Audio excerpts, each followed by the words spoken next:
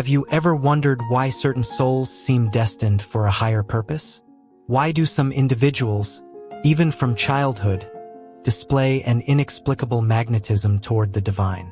What invisible endowments do they carry that set them apart on the spiritual path? My dear ones, throughout my years of communion with the infinite and in observing countless souls on their journey towards self-realization, I have come to understand a profound truth. Those whom God has chosen for a special mission in this world, those rare souls destined to uplift humanity and spread the light of divine consciousness, arrive bearing 7 sacred gifts. These are not mere talents or worldly abilities, but spiritual endowments woven into the very fabric of their being by the Divine Mother herself. Today, I wish to share with you these 7 gifts, not merely as intellectual knowledge, but as living wisdom that may help you recognize the divine spark within yourself and others. For you see, dear disciples, while some souls carry these gifts in full measure from birth, each sincere devotee can cultivate these qualities through earnest practice and unwavering devotion to God. Before we begin, I ask you to like this video and comment below about your thought. I love to read it all. Let's dive deep together. The first gift, an unquenchable thirst for truth. The first gift that marks a chosen soul is an insatiable hunger for spiritual truth that cannot be satisfied by the temporary pleasures of this world. This is not ordinary curiosity, my children. It is a divine restlessness, a holy discontent with superficial answers and material pursuits. From their earliest years, such souls ask the deepest questions. Who am I? Why am I here? What is the purpose of existence? Where is God? While others are content with the distractions of Maya, the chosen one feels an inner pull, a cosmic homesickness for the divine source from which they came. I remember well my own childhood in Gorakhpur, when even as a small boy, I would slip away to meditate in a quiet corner, feeling an inexplicable longing for something beyond this world. My mother, who was herself a great devotee, recognized this gift within me. She understood that this was not mere childish fancy, but the soul's remembrance of its true home in spirit. This thirst for truth manifests as an unwillingness to accept dogma without direct experience. The chosen one must taste the divine for themselves. They are not satisfied with second-hand religion or borrowed beliefs. They seek the living God, not the dead letter of Scripture alone. They want to know, not merely believe. Dear ones, if you feel this burning desire within your heart, this relentless seeking that worldly achievements cannot quench, know that it is God calling you home. Fan this flame with the breath of meditation and devotion. Let it consume all lesser desires until only the desire for Him remains. The second gift, natural detachment from worldly attachments. The second gift is a natural sense of detachment, not coldness or indifference, but a divine perspective that sees through the illusions of this temporary world. The chosen soul understands, often without being taught, that material possessions, social status, and even human relationships, while having their place, are not the ultimate reality. This detachment is not cultivated through force or suppression. It arises spontaneously from an inner knowing that this world is but a dream, a cosmic motion picture projected by the divine dreamer. Such souls can participate fully in life's activities while remaining inwardly free, like the lotus that grows in muddy water, yet remains unstained. I have observed this quality in many great souls. They can enjoy the good things of life without becoming enslaved by them. They can love deeply without possessive attachment. They can work diligently without anxiety about results. This is the secret of true freedom, my children. When I was young, my family tried to interest me in worldly pursuits, education for a prestigious career, marriage, material success. While I respected these paths for others, I felt no inner compulsion toward them. My heart was already given to God. This was not rebellion or escapism, but a clear recognition of where my true duty lay. The chosen one sees that all the dramas of this world, the gains and losses, the praise and blame, the success and failure, are but passing scenes in God's infinite play. They participate in the world with love and compassion, but they are not fooled by its seeming permanence. Their treasure is stored in heaven, where neither moth nor rust can corrupt. If you find within yourself this natural detachment, nurture it carefully. Do not mistake it for apathy or use it as an excuse to shirk your duties. True detachment means performing all actions with excellence while remaining inwardly free from their fruits. Work for God alone, and you shall know the peace that passes understanding. The third gift, extraordinary willpower and determination. The third gift that marks a chosen soul is an iron will, a determination that cannot be broken by any obstacle, disappointment, or delay.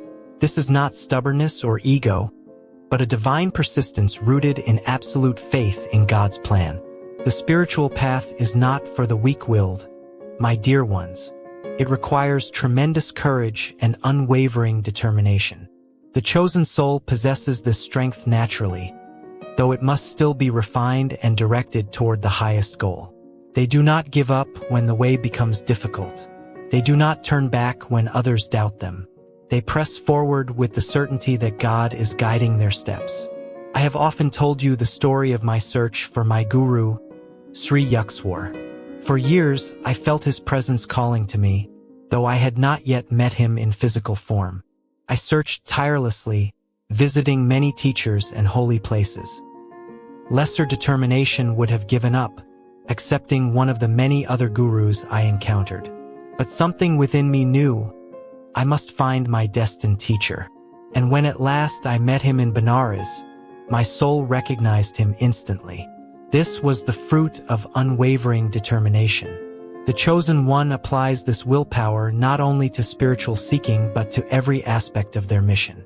When God gives them a task, whether it is to write a book, establish an organization, teach certain truths, or serve humanity in a specific way, they pursue it with relentless dedication. Obstacles become opportunities. Failures become lessons. Delays become periods of preparation. This gift of willpower must be understood correctly. It is not the ego's desire to dominate or control. It is the soul's determination to fulfill its divine purpose, no matter what the cost. It is the willingness to sacrifice comfort, popularity, and even life itself for the sake of truth. My children, if you have been blessed with strong willpower, use it wisely. Direct it toward God realization, not toward the accumulation of worldly power.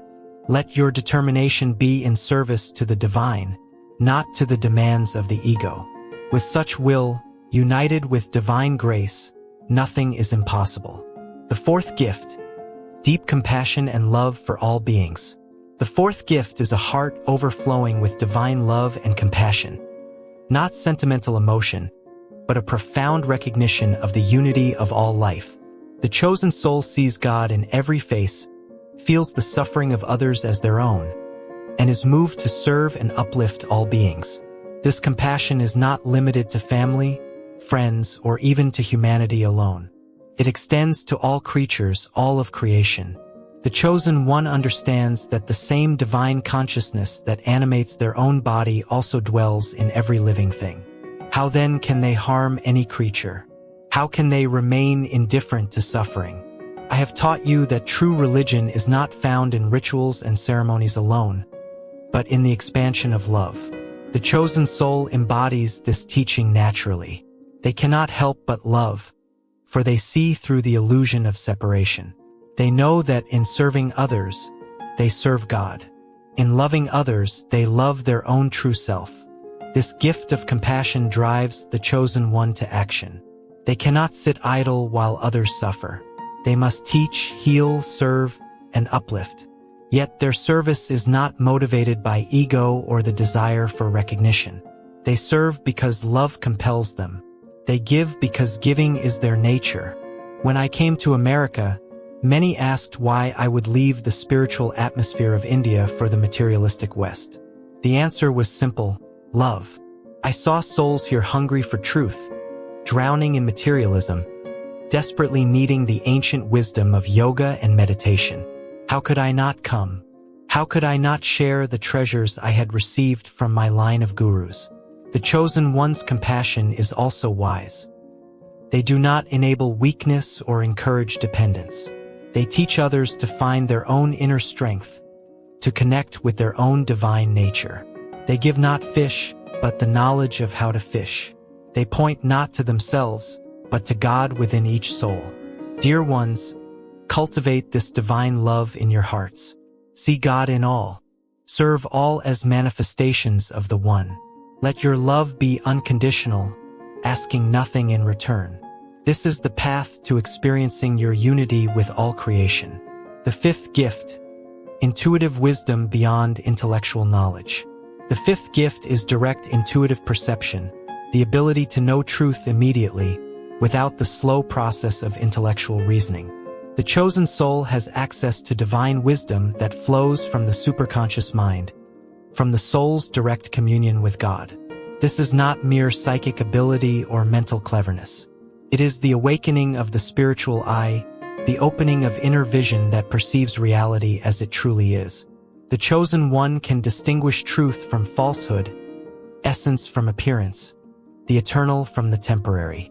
They possess what the ancient scriptures call viveka, divine discrimination. I have often experienced this gift in my own life. When faced with important decisions or complex spiritual questions, I would go deep in meditation and ask God for guidance. The answer would come not as words or thoughts, but as a direct knowing, a certainty beyond doubt. This is the voice of the soul, the whisper of the Divine Mother guiding her children. The chosen one trusts this inner guidance more than the opinions of others or the dictates of conventional wisdom. They have learned to distinguish the voice of intuition from the chatter of the mind. They know that true wisdom comes not from books alone, but from the inner guru, the presence of God within.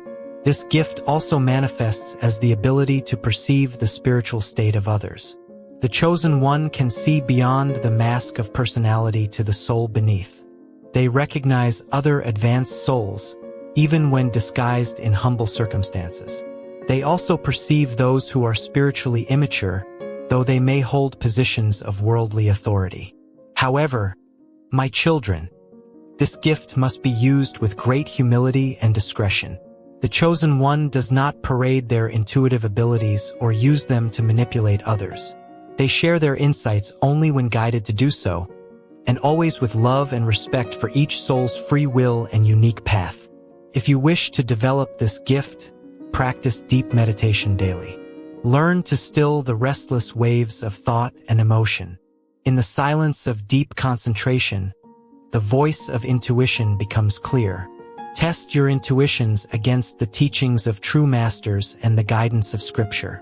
Over time, you will learn to distinguish true intuition from imagination or wishful thinking. The sixth gift, resilience through trials and persecution. The sixth gift is extraordinary resilience. The ability to endure trials, opposition, and even persecution without losing faith or abandoning one's mission. The chosen soul understands that obstacles are not punishments but opportunities for spiritual growth and the strengthening of character.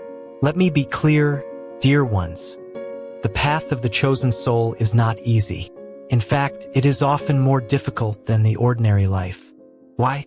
Because such souls threaten the status quo. They challenge comfortable beliefs. They shine a light that exposes darkness. And darkness does not surrender without a fight. Throughout history, the great ones have faced tremendous opposition. Jesus was crucified. Buddha was attacked by his cousin Devdatta. Even in my own small way, I have faced criticism, misunderstanding, and opposition from those who feared change or clung to rigid orthodoxy. But the chosen soul is not deterred by such trials. They possess an inner strength that comes from their connection to God. They know that no weapon formed against them can ultimately prevail, for they are protected by divine grace. They understand that persecution often indicates they are on the right path, for if their work were not threatening to the forces of ignorance, why would those forces bother to oppose them? This resilience is not mere stubbornness or pride. It is rooted in surrender to God's will. The chosen one says, "Not my will, but thine be done." They trust that whatever comes, success or failure, praise or blame, comfort or suffering, is exactly what is needed for their spiritual evolution and the fulfillment of their mission. I have taught you that life's difficulties are God's university, where we learn the lessons we need for soul growth. The chosen soul embraces this truth fully. They do not waste energy complaining about their trials or asking, "Why me?" Instead, they ask, "What is the lesson here? How can I grow from this? How can this serve God's purpose?" Moreover, the chosen one develops the ability to remain calm and centered even in the midst of chaos. They have learned through meditation and devotion to anchor themselves in the unchanging peace of spirit. External circumstances may storm and rage, but within, they remain serene, like the depths of the ocean that are undisturbed by surface waves. My dear disciples, when trials come to you, and they will come, remember this gift. Do not lose heart. Do not abandon your spiritual practices or your divine mission. Stand firm in your faith. Know that God is testing and strengthening you, preparing you for greater service. The darkest hour is often just before the dawn. The seventh gift, a clear sense of divine mission. The seventh and final gift is perhaps the most important. A clear sense of divine mission, a knowing that one has been sent into this world for a specific purpose. The chosen soul does not wander aimlessly through life. They feel guided by an inner compass, directed by divine will toward the fulfillment of their unique role in God's plan. This sense of mission may not be fully clear from birth. Often it unfolds gradually, revealed through meditation, through the guidance of a true guru, through life experiences that prepare the soul for their work. But there is always an underlying feeling of destiny, a sense that one's life has meaning and purpose beyond personal happiness or success. I knew from my earliest years that I was meant for something beyond ordinary life. Even before I met my guru, I felt drawn toward a life of renunciation and service. When Sri Yukswar confirmed my mission, to bring the ancient science of Kriya Yoga to the West and to show the underlying unity of Eastern and Western religions, everything fell into place. My entire life suddenly made sense. The chosen soul's mission is always in service to the divine and to humanity. It is never merely personal. They may be called to teach, to heal, to write, to establish institutions, to inspire through example, or to serve in ways both visible and invisible. But whatever their specific role, it is always part of the greater work of uplifting human consciousness and bringing souls back to God. This gift of clear mission provides tremendous focus and energy. The chosen one is not scattered or confused about their life's direction. They know what they must do, and they pour all their energy into doing it. This does not mean they are rigid or unable to adapt. Rather, they are flexible in methods but unwavering in purpose. The sense of mission also provides comfort during difficult times. When the chosen soul faces obstacles or opposition, they can draw strength from knowing they are fulfilling God's will, not merely pursuing personal ambitions. They can say with confidence, "God has sent me to do this work. He will provide everything I need to accomplish it. However, my children, this gift must be balanced with humility." The chosen soul never becomes arrogant about their mission or looks down upon others whose paths are different. They understand that every soul has a unique role to play in the divine drama. Some are called to public service, others to quiet devotion. Some are meant to lead, others to support. All are equally important in God's eyes. If you feel a sense of divine mission stirring within you, do not ignore it. Pray for clarity. Meditate deeply. Seek the guidance of those who are spiritually advanced. Be patient, for God reveals His plan in His own time. But also be ready to act when the call comes clear. Do not let fear or doubt hold you back from fulfilling your divine purpose. Conclusion: recognizing and cultivating these gifts. My beloved disciples, I have shared with you these 7 gifts that mark the chosen soul. An unquenchable thirst for truth, natural detachment from worldly attachments, extraordinary willpower and determination, deep compassion and love for all beings, intuitive wisdom beyond intellectual knowledge, resilience through trials and persecution, and a clear sense of divine mission. Perhaps as you have read these words, you have recognized some of these gifts within yourself. If so, give thanks to God, for these are precious endowments. But do not become proud or think yourself superior to others. These gifts are not for your personal glorification but for service to the divine and to all humanity. They are responsibilities as much as blessings. Or perhaps you feel you lack these gifts and wonder if you can ever develop them. Take heart, dear ones. While some souls arrive with these qualities fully developed, every sincere seeker can cultivate them through devoted practice, through daily meditation, through selfless service, through study of the scriptures and the lives of great masters, through the grace of a true guru, and above all through unwavering devotion to God, you can awaken these divine potentials within yourself. Remember that God does not measure success as the world does. In His eyes, the humble devotee who struggles faithfully is as precious as the great master who teaches thousands. What matters is not the magnitude of your gifts but the sincerity of your devotion and the purity of your intention. Whether you are a chosen soul with a great mission or a simple devotee seeking only to know God, the path is the same. Meditate deeply, love purely, serve selflessly, and surrender completely to the divine will. In doing so, you will fulfill your unique purpose and find the eternal joy that is your true nature. May the blessings of God and the great masters be upon you always. May you recognize the divine gifts within yourself and use them for the upliftment of all. And may you never forget that you are, each and every one of you, a beloved child of the Divine Mother, destined ultimately to return to your true home in spirit. In divine friendship and blessings, Paramahansa Yogananda.